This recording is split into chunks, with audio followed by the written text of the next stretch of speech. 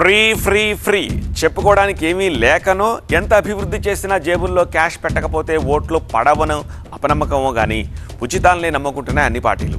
Assembly ఎన్నికలు దగ్గర పడ్డ తమిళనాట కూడా అధికార పార్టీ ఇప్పుడు బీహార్ ఫార్ములాని నమ్ముకుంది.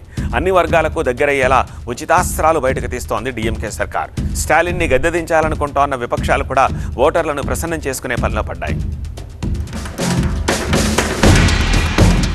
రేషన్తో పాటు 3,000 20 లక్షల మందికి ల్యాప్టాప్లు, ఉద్యోగుల కోసం స్పెషల్ స్కీమ్, జనాకర్షక పథకాలతో డీఎంకే జోరు.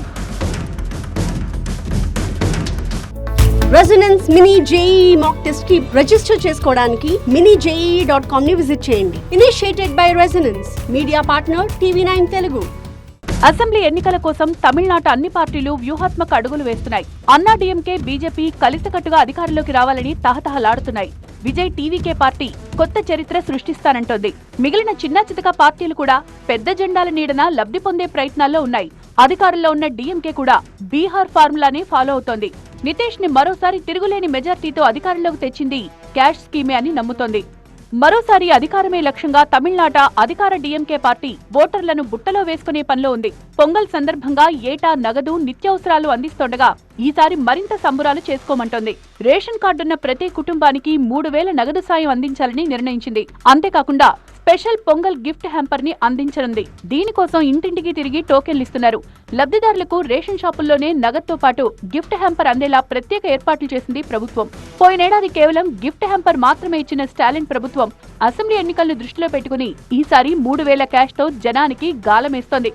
కొత్త ఓటర్లే లక్ష్యంగా మరో కొత్త స్కీమ్ స్టార్ట్ చేసింది డీఎంకే ప్రభుత్వం.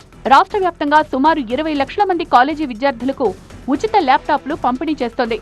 ఇది ఉచిత పథకం కాదంటోన్న స్టాలిన్ ప్రభుత్వం రాబోయే తరాల విద్య కోసం ప్రభుత్వం పెడుతోన్న పెట్టుబడిగా చెప్పుకుంటోంది.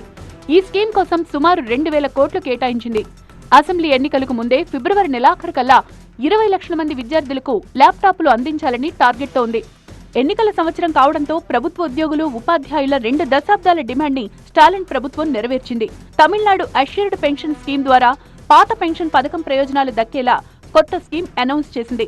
ప్రభుత్వ ఉద్యోగులు చివరిగా తీసుకునే జీతంలో 50% అష్యూర్డ్ పెన్షన్ గా లభిస్తుందనే హామీతో ఆ వర్గాల మద్దతు కూడగట్టుకునే ప్రయత్నంలో ఉంది. పెన్షన్ స్కీమ్ కు అవసరమైన అదనపు నిధులను ప్రభుత్వ ఖజానా నుంచి సమకూర్చేందుకు సిద్ధమైంది. బీహార్ అసెంబ్లీ ఎన్నికలకు ముందే ముఖ్యమంత్రి మహిళా రోజ్గార్ యోజన కింద దాదాపు 1,500,000 మంది మహిళలకు ఒక్కొక్కరి ఖాతాలో 10,000 జమ చేసింది నితీష్ సర్కార్. మెరుగైన ప్రతిభ కనబర్చిన వారికి 2 లక్షల దాకా రుణాలిస్తామని ప్రకటించింది.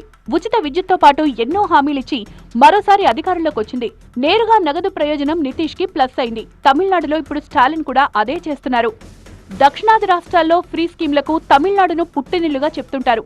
ఉచితంగా కలర్ టీవీలు, మిక్సీలు, గ్రైండర్లు, ఫ్యాన్లు, వృద్ధాప్య పింఛన్లు, ఉచిత బస్సు పథకాలు, ఇలా చెప్పుకుంటూ పోతే లిస్ట్ చాలానే ఉంది.